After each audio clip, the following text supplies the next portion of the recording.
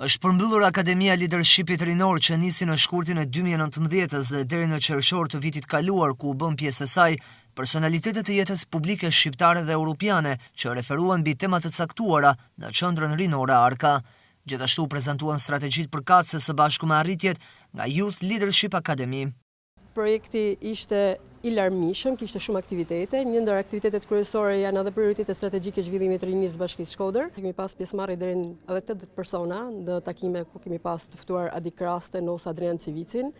Tema shumë të rëndësishme për zhvillimin rinor, program shumë i rëndësishëm edukimi, të cilin patjetër ne do ta vazhdojmë pasi kemi lançuar edhe Akademinë e Leadershipit Rinor 2.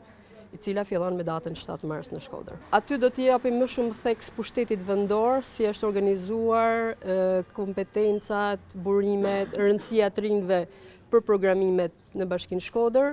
Sërish rroku politik do të jetë pjesë e Akademisë Leadershipit Rinor, ashtu siç u pa ose siç e ndoqëm në Akademinë e Leadershipit Rinor 1, ngjalli interes tek të rinjt, ishin takime shumë interesante, debate rinore interesante, të rinjt shtruan shumë pyetje, edhe morën përgjigje.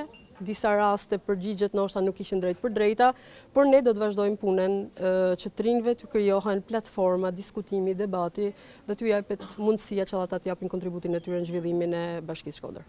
Ndërsa u ndan certifikatat për pjesëmarrësit e edicionit të parë, paralelisht kanë nisur aplikimet për Akademinë e Leadershipit Rinor 2, një projekt që këtë herë fokus do të ketë pushtetin vendor.